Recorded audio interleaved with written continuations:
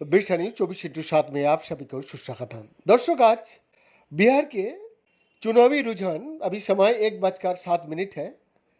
उसमें नीतीश कुमार जबरदस्त वापसी करते दिख रहा है।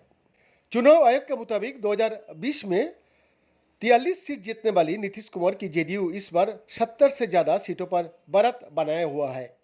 नालंदा, मुंगेर और सुपौल जैसे जिले में जेडीयू क्लीन स्वीप करती नजर आ रही है।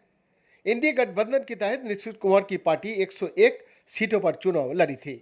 चुनाव रुझान में जेडीयू की बढ़त ने एक तस्वीर साफ कर दिया है।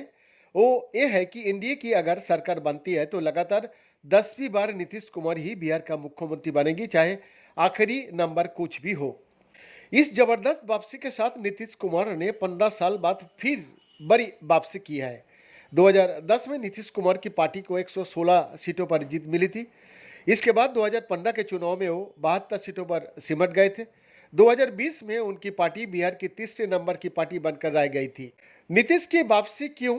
5 असली कारण। एक, चुनाव से पहले महागठबंधन के नेता नीतीश कुमार को बीमार बताया जा रहा था। खुद तेजस्वी यादव इसको लेकर लगातार बयान भी दे रहे थे। नीतीश इस पर बोले तो कुछ नहीं, लेकिन अपनी एक्टिविटी से इसका करारा जवाब दे दिया। नीतीश चुनाव से तुरंत पहले एक्टिव हो गया। जेडीयू के भीतर उन्होंने सीट शेयरिंग से लेकर टिकट बंटवारे तक में अहम भूमिका निभाई। नीतीश का दखल की वजह से ही लोजपा यानी आर का नालंदा में एक भी सीट नहीं मिली।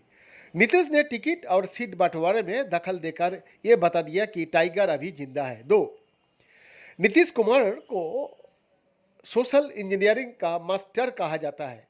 जाति और जेंडर के लिहाज से वोट जोड़ने में वो माहिर माना जाता है। चुनाव से ठीक पहले उन्होंने अपने वोट बैंक को जोड़ने की कवायद शुरू कर दी।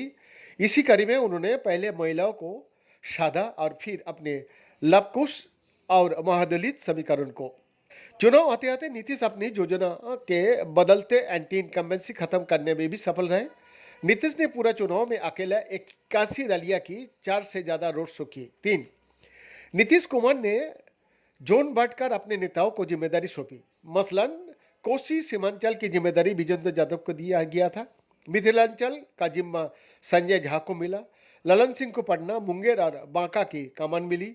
इसी तरह मनीष वर्मा नालंदा की तरफ एक्टिव रहे। नीतीश ने अपनी सीट बढ़ाने के लिए पुराने दिग्गजों को भी मैदान में उतारा। इनमें दुलाल चंद्र गोस्वामी, चंदेश चंद्रवंशी और महाबली सिंह का नाम प्रमुख है। तीनों ही अपने सीट पर बढ़त बनाया हुआ है। 4, नीतीश कुमार पिछली बार की तुलना में अपने भाषणों में ज्यादा मुखर नहीं रहे। इस बार उन्होंने सिर्फ काम का ही जिक्र किया।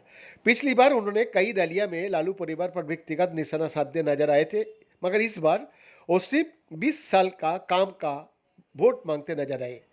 आरजेडी में नीतीश पर ज्यादा हमलावर नहीं थे। उल्टे आरजेडी और कांग्रेस का नेता घूम घूम करके ये कह रहे थे कि बीजेपी नीतीश को मुख्यमंत्री नहीं बनाएंगे। नीतीश को इसका भी फायदा मिल गया। 5, नीतीश कुमार मुसलमानों को भी साधने में पीछे नहीं रहे। उन्होंने इस चुनाव में 4 सीटों पर मुस्लिम उम्मीदवार उतारे थे। चुनाव आयोग के रुझान के मुताबिक 4 में से 3 उम्मीदवार बढ़त बनाया हुआ है।